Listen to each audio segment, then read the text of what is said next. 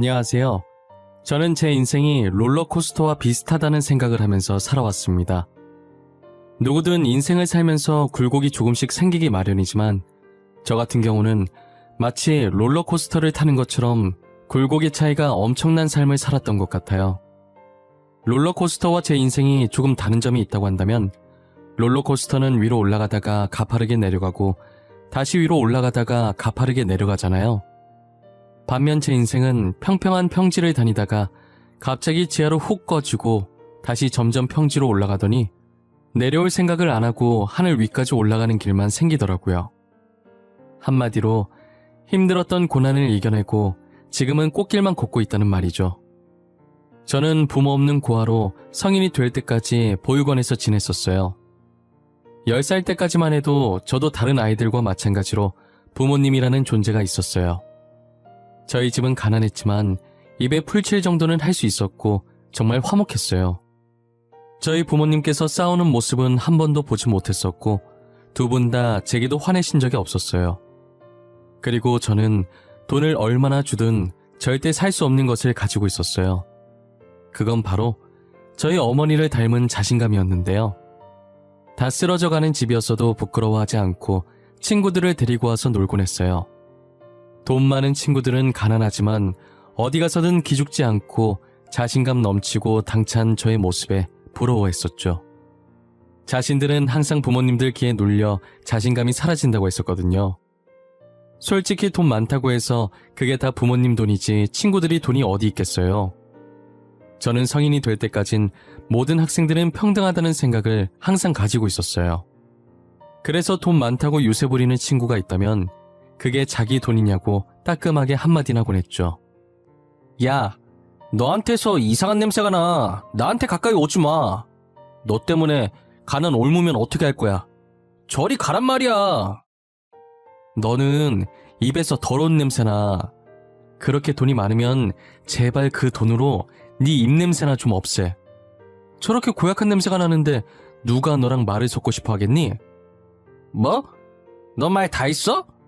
우리 엄마 아빠가 누군지는 알고 그러는 거야? 아니, 나 아직 말 다 못했다. 왜? 너희 부모님이 누군지 내 알 바 아니거든? 그렇게 대단한 분들이면 너가 이런 식으로 행동해도 돼? 그거 너가 부모님 얼굴 먹칠하는 거야.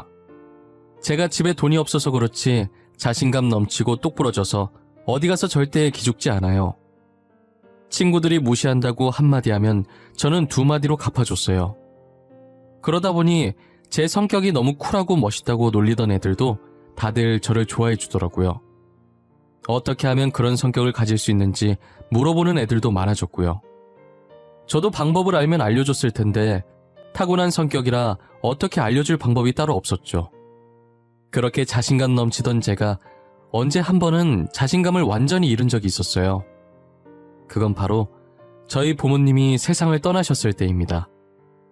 뭐가 그리도 급하신 건지 제가 10살이 되던 해 두 분 다 병으로 제 곁을 떠나셨어요. 아버지께서는 위암으로 돌아가셨는데 저는 이때 이 세상은 돈 없이는 절대 살아갈 수 없다는 것을 느꼈죠. 아버지를 살리려면 병원에 가서 수술을 받아야 하는데 아무래도 저희 형편이 많이 안 좋았고 당장 수술할 돈이 없어서 병을 고칠 시도도 못 해보고 그렇게 아버지를 허망하게 보내고 말았어요. 저처럼 어떤 순간에도 늘 씩씩하시던 어머니께서는 아버지를 보낸 슬픔에 처참히 무너지셨죠. 정말 한동안은 표정이 없는 사람처럼 지내다 마음의 병을 얻고 세상을 떠나셨어요. 전 돈이 없어서 부모님이 아픈 모습을 보고도 그저 가만히 지켜만 봐야 했어요. 나날이 안 좋아지는 부모님의 상태를 볼 때마다 제 마음도 찢겨지기 시작했어요.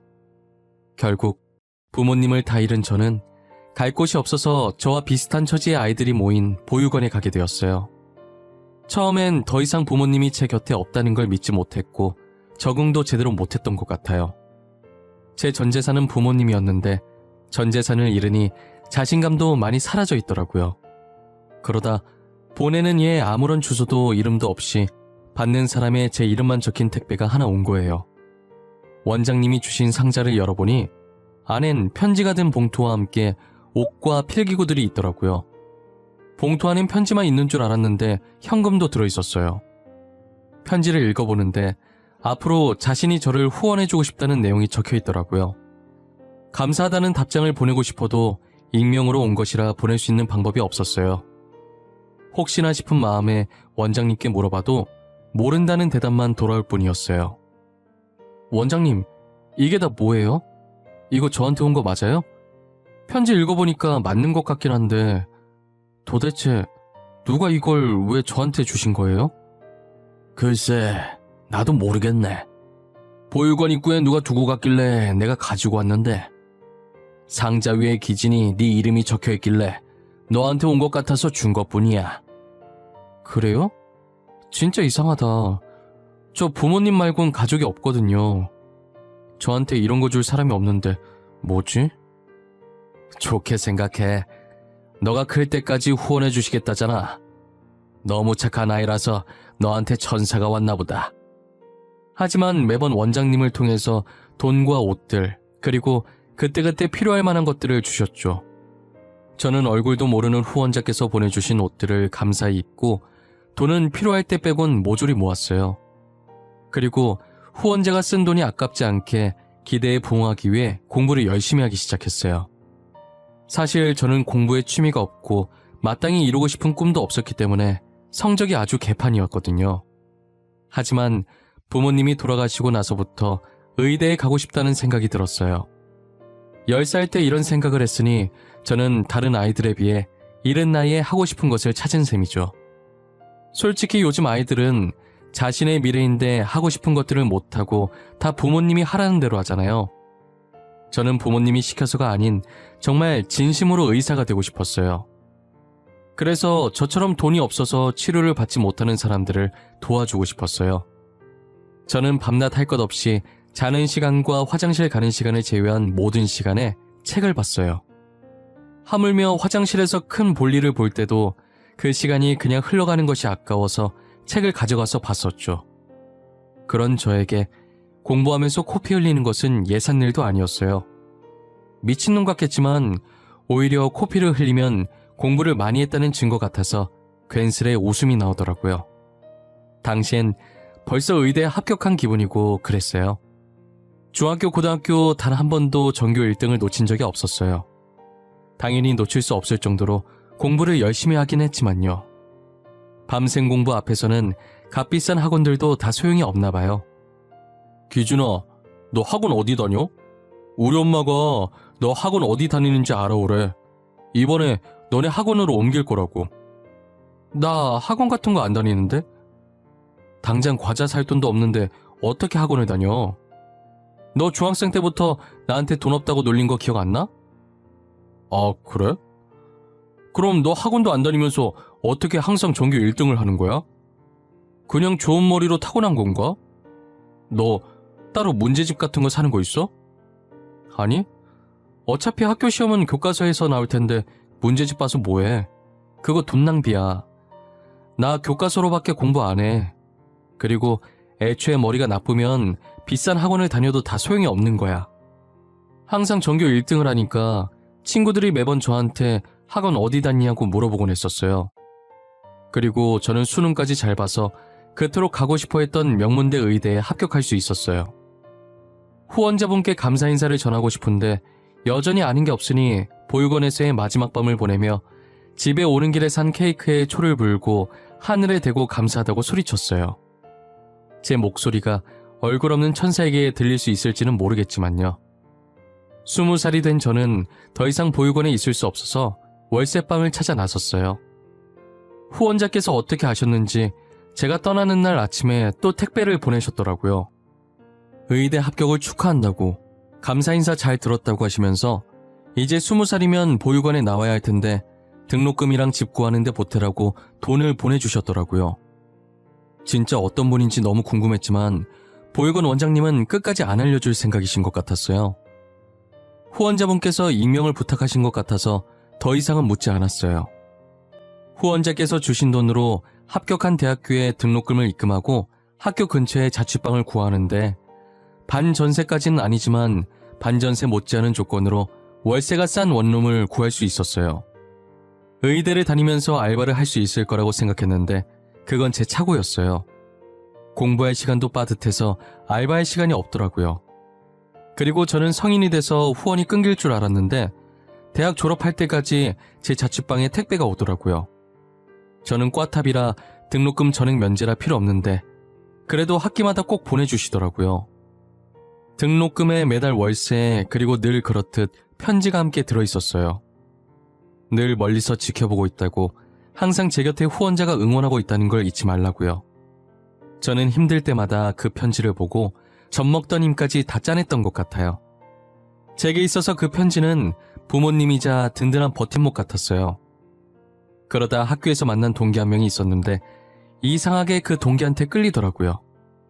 수수하고 화장기 없는 얼굴에 볼터치한 듯 홍조가 더해져서 그 아이와 정말 잘 어울렸어요. 저는 다 아는 문제인데 모르는 문제라며 괜히 그 아이에게 다가가서 물어보고 그랬어요.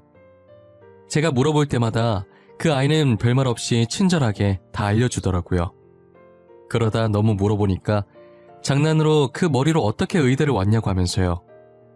장난치면서 웃는데 그 아이 주변이 슬로우 모션으로 보이면서 제 머리에 종이 울리는 느낌이었어요. 첫사랑이라는 감정이 이런 느낌이라는 걸 그때 처음 알게 됐죠. 그 아이 덕분에 공부밖에 모르던 제가 처음으로 사랑이라는 감정을 느끼게 됐어요. 그 뒤로 제 눈은 그 아이를 쫓기 바빴어요. 제 마음을 알아챈 동기는 제 어깨를 툭 치고 의미심장하게 웃더라고요. 지효 뒤통수 뚫리겠다. 그만 좀 쳐다봐. 그냥 좋아한다고 고백을 하지 그러냐? 됐다. 밥이나 먹으러 가자. 이번 공강 완전 널널해. 야, 아니거든? 근데 그렇게 티가 많이 나? 다른 애들도 알아? 아, 그럼 되게 쪽팔릴 것 같은데? 다른 애들은 모르겠네? 근데 나 눈치 없는 거 알지? 내가 알 정도면 전교생 다 알 것 같은데? 그리고 누가 모르겠냐? 너 책은 안 쳐다보고 지우만 쳐다보더라. 그냥 고백을 하라니까. 괜히 고백했다가 차이고 사이만 멀어지면 어떡하냐? 나는 사이 멀어지는 거 싫어. 차라리 지금처럼 멀리서 쳐다만 보는 게 나아. 아이고 등신. 그러다가 딴 놈한테 뺏겨서 후회하지 말고 얼른 고백해. 지유 인기 많은 거 알지? 안 꾸미고 다니는데도 미모에 빛이 나잖아. 누가 가만히 두겠냐? 어제도 누가 지유한테 고백했다던데? 처음엔 고백할 생각이 전혀 없었는데 누군가가 그 아이에게 고백했다는 말을 들으니 정말 뺏길까봐 그때부터 마음이 조급해지더라고요. 동기와 밥을 먹으면서 이런저런 말을 주고받다가 고백을 해보기로 마음을 굳혔어요. 누군가에게 고백을 해본 적이 없는지라 어떻게 고백을 해야 할지 모르겠더라고요. 친구는 일부러 거창하게 준비하지 말고 아무 생각 없이 마음 가는 대로 솔직하게 고백을 하라더라고요. 어줍지 않게 준비한 것보단 담백하게 있는 그대로의 솔직한 마음을 전하는 게 더 잘 먹힌다면서요. 저는 쉬는 시간에 수업 마치고 잠시만 시간 좀 내달라고 그 아이에게 말했어요. 그 아이는 해사하게 웃으면서 또 모르는 문제 있냐고 물어보는 거예요. 전 그 아이의 대답에 할 말이 있다고 해야 하는데 바보같이 그렇다고 해버린 거죠. 제 대답에 그럴 줄 알았다는 듯이 픽 웃으면서 알겠다고 하더라고요. 그리고 그날따라 시간이 왜 이렇게 빨리 가는지 결전의 시간이 순식간에 다가왔어요. 너 나한테 문제 물어보려는 거 아니지? 할 말이 있어서 시간 내달라고 한 거지? 아무래도 내 말이 맞는 것 같은데. 아니야? 어떻게 알았어? 티 났어? 내가 이리저리 티를 많이 내고 다니는 편인가 봐. 말을 안 해도 다들 알고 있네? 평소답지 않게 어색하게 말하는데 어떻게 몰라. 아까도 시간 내달라고 하는데 되게 어색했어. 너 어디 가서 거짓말은 못하겠다. 이렇게 다 티가 나서. 그래서 나한테 할 말이 뭔데? 뭐라고 얘기해야 할지 모르겠는데 내가 갑자기 이런 말 하는 거 당황스러울 수도 있어. 그니까 내가 하고 싶은 말이 있잖아. 뭐 너가 나 좋아한다고? 아님 좋아하니까 사귀어달라고? 설마 결혼하자는 말은 아니지? 사귀는 건 좋은데 아직 결혼은 부담스럽다 야. 너 어떻게 알았어? 설마 강지우가 너한테 말했어? 이 자식을 그냥... 무슨 소리야? 걔가 누군데? 아니, 자기가 티 다 내놓고. 그렇게 티를 내는데 어떻게 몰라. 너 꽈탑이잖아. 모르는 문제가 있을 리가 없을 텐데 괜히 나한테 계속 물어보는 거면 말 다 했지 뭐. 알고 보니 저만 빼고 제 짝사랑을 다 알고 있더라고요. 제가 하도 티를 내고 다녀서 저처럼 혹시나 그 아이를 제게 뺏길까봐 다른 애들이 줄줄이 고백했다가 대차게 차였다고 하더라고요. 저는 왜 받아주는 거냐고 물으니 다른 애들은 검은 속내가 빤히 보였는데 저는 너무 순수해 보였대요. 자신에게 다가가는 방식도 다른 애들처럼 막 다가오지 않고 어린아이 마냥 모르는 문제 있다는 핑계로 매번 수줍게 그러고 있으니 순박한 매력에 자연스럽게 마음을 열게 됐대요. 사귀면서 알게 됐는데 당시 여자친구한테 관심 있는 거 티내려고 선 넘는 애들이 많았다고 하더라고요. 안 꾸며도 이뻐서 그런 것도 있는데 여자친구가 금수저라 더 그랬다나 봐요. 저도 여자친구가 금수저라는 사실을 몰랐는데 직접 말해줘서 알았어요. 여자친구는 제 속이 너무 투명하게 보여서 좋대요. 그래서 저는 여자친구한테 앞으로도 지금처럼 거짓없이 늘 솔직하려고요. 여자친구는 의대를 다니다가 적성에 안 맞는다고 그만뒀어요. 여자친구도 어릴 적 제 친구들처럼 부모님이 시키는 대로 의대에 간 거더라고요. 그래도 제 친구 부모님과 다른 점이 있다면 이제서라도 하고 싶은 걸 하게 해주신 점인 것 같아요. 최근에 부모님이 혹시 하고 싶은 게 따로 있냐고 물어서 이제서야 하고 싶은 일을 하게 됐다더라고요. 늦게 시작하긴 했지만 워낙에 하고 싶었던 일이라 열심히 하니 금방 하겠더래요. 그래도 할 수 있는 걸 하게 되어서 정말 다행이라고 축하해주고 옆에서 응원해 주었어요. 그렇게 저희는 한 번도 싸운 적 없이 5년 정도 더 만나다가 결혼을 했어요. 처음에 결혼 얘기가 나왔을 땐 제가 부모가 없으니 자꾸 위축이 되는 거예요. 여자친구는 괜찮다고 하는데 예비 장인 장모님이 보시기엔 어떨지 모르겠더라고요. 여자친구에게 고백했던 날보다 인사드리러 가는 날이 100배는 더 긴장됐던 것 같아요. 하지만 제가 생각했던 것과는 달리 예비 장인 장모님께서 저를 엄청 따뜻하게 맞이해 주시더라고요. 얘기 많이 들었다고, 그동안 얼마나 고생했겠냐고 저를 안아주시는데 저도 모르게 눈물이 났어요. 여자친구도 옆에서 보다가 제가 우니까 놀래는 것 같더니 이내 저와 같이 울어주더라고요. 예비 장인 장모님은 그런 저희의 모습을 보고 보기 좋다고 엄청 흐뭇해하셨어요. 정말 잘 어울리는 선남선녀라면서 저를 보니 하나뿐인 딸 마음 편히 맡길 수 있다고 하시더라고요. 저는 많이 부족하지만 믿고 결혼 허락해 주셔서 감사하다고 큰절을 올렸어요. 여자친구도 옆에서 저라고 예비 장인 장모님은 아니라면서 맞절을 해주시더라고요. 이렇게 따뜻한 분들 덕분에 처음으로 인사드리러 가는 자리이자 상견례나 마찬가지인 자리는 처음부터 끝까지 화기애애하게 잘 마칠 수 있었어요. 저는 후원자분께 편지 한 통을 남기고 싶어서 제가 살았던 보육원에 다시 찾아갔어요. 원장님께 의사가 됐다는 소식을 전해드렸고 곧 결혼까지 한다고 말씀드렸어요. 원장님은 그게 정말이냐면서 축하한다고 저를 얼싸안으시면서 기뻐하셨어요. 그리고 제가 부탁이 하나 있다고 하자 대충 눈치를 채신 것 같더라고요. 후원자분께 감사했다고 편지 한 장 쓰고 싶은데 전해줄 수 있으시냐고 물었죠. 원장님께서는 이제껏 모른다고 했던 대답과는 달리 온화하게 웃으시면서 그렇게 하겠다고 하시더라고요. 저는 이렇게 제가 의사가 될 수 있었던 것도, 그리고 결혼을 할 수 있었던 것도 다 후원자님 덕분이라고, 정말 감사하다고, 그리고 올 수 있으면 잠깐이라도 식장에 오시라는 편지를 남겼어요. 그걸 청첩장과 함께 원장님께 전달해드렸죠. 원장님은 잘 전달해주겠다고 결혼 진심으로 축하한다고 말씀해주셨어요. 제 편지가 꼭 후원자분께 무사히 잘 전달됐으면 하는 마음으로 보육원을 떠났어요. 드디어 결혼날이 왔고 혹시나 후원자분께서 오시지 않으셨을까 싶어서 자꾸 두리번거리게 되더라고요. 저는 후원자분을 보지 못했고 시간이 다 되어가서 신랑 입장을 하기 위해 대기실로 발걸음을 옮겼어요. 제가 고아원에 처음 갔을 땐 의사가 될 것이라고는 감히 엄두도 못 냈고 이렇게 좋은 아내와 처가 식구들을 맞이하게 될 것이라는 상상도 못했어요. 입장 전까지 이게 꿈은 아닌지 허벅지를 몇 번이나 꼬집어 봤는지 몰라요. 아픈 느낌이 선명하게 나는 게 확실히 꿈은 아니더라고요.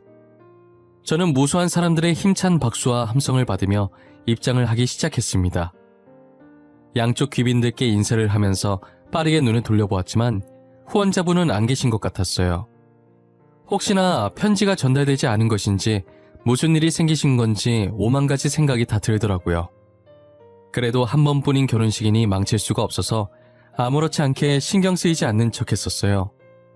결혼식을 끝마칠 때쯤 양가 부모님께 인사하는 시간이 있었는데 비어 있어야 할 제 부모님 속에 장모님이 앉아 계시더라고요. 저는 순간 당황하긴 했는데 부모님 속에 아무도 안 계시면 제가 뻘쭘해 할까봐 장모님께서 저를 배려해서 저희 부모님 대신 앉아 계신 줄 알았어요. 인사를 하는데 눈물이 살짝 맺히려고 할 때 장모님께서 저를 안아주시는 거예요. 그동안 고생 많았어.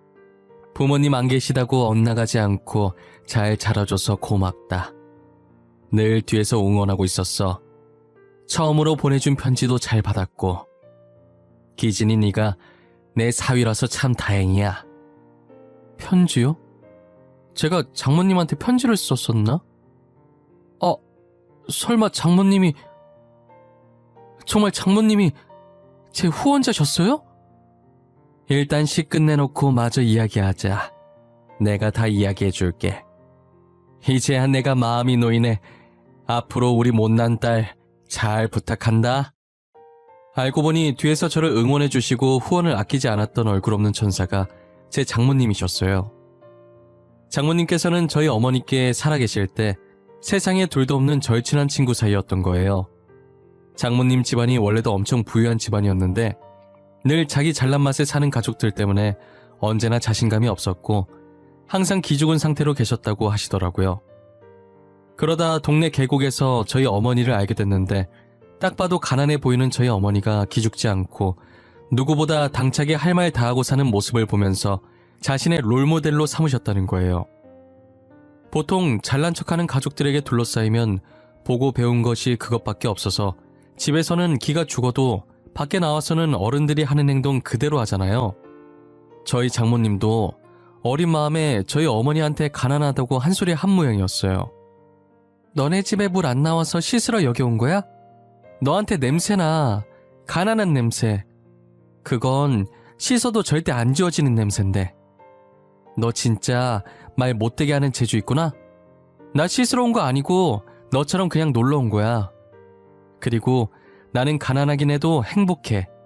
근데 넌 부잣집 딸 같은데 왜 그렇게 슬퍼 보여? 내가 슬퍼 보인다고? 아닌데? 나 행복하거든? 나 무지무지 행복해. 너는 가난한데 어떻게 행복해? 돈 없으면 불행한 거 아니야? 나는 그런 생각하고 있는 너가 더 불행한 것 같아. 행복의 가치는 돈으로 매길 수 없어. 당장 가진 돈은 없어도 지금 내가 행복하다는 생각이 들면 그게 진짜 행복한 거 아니야? 그래도 돈이 있어야 조금 더 행복한 거 아니야? 먹고 싶은 거나 사고 싶은 게 있어도 돈 없으면 못 사잖아. 너는 지금 먹고 싶은 거 사고 싶은 거 다 살 수 있어? 그것도 다 부모님 돈으로 사는 거잖아. 너가 아무리 사고 싶어도 부모님이 안 주면 그만 아니야? 그럼 너나 나나 똑같은 처지네. 장모님은 그때 저희 어머니 말을 듣고 무언가로 머리를 세게 맞은 느낌이 들었다고 하시더라고요. 그동안 돈만 있으면 행복한 사람인 줄 알았는데 생각해보니 장모님께서는 전혀 행복하지 않았대요. 어차피 부모님 돈이고 장모님은 그저 부모님이 하라는 대로 하는 꼭두가시 같았다고 하시더라고요. 그날 어머니한테 쓴소리 들으시면서 많이 반성하고 배웠다고 하셨어요. 그 뒤로는 어머니 팬이 되어 어머니 뒤만 졸졸 쫓아다녔다고 하더라고요.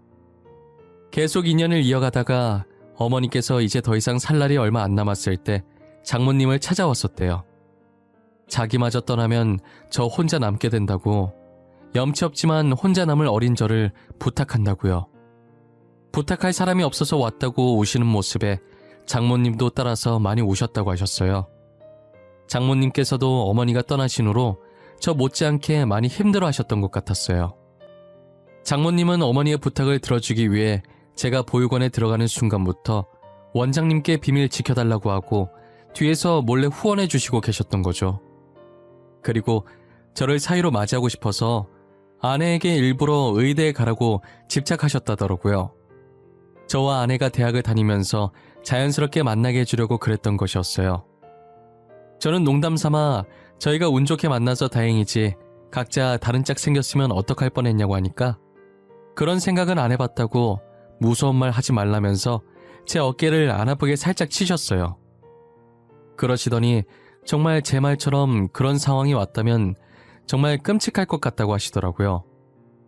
치를 떠시는 장모님을 보고 웃으면서 그래도 이렇게 만나서 다행이라고 앞으로 사위 노릇 잘할 테니 꼭 저희 곁에 오래오래 살아달라고 하면서 살짝 안아드렸어요.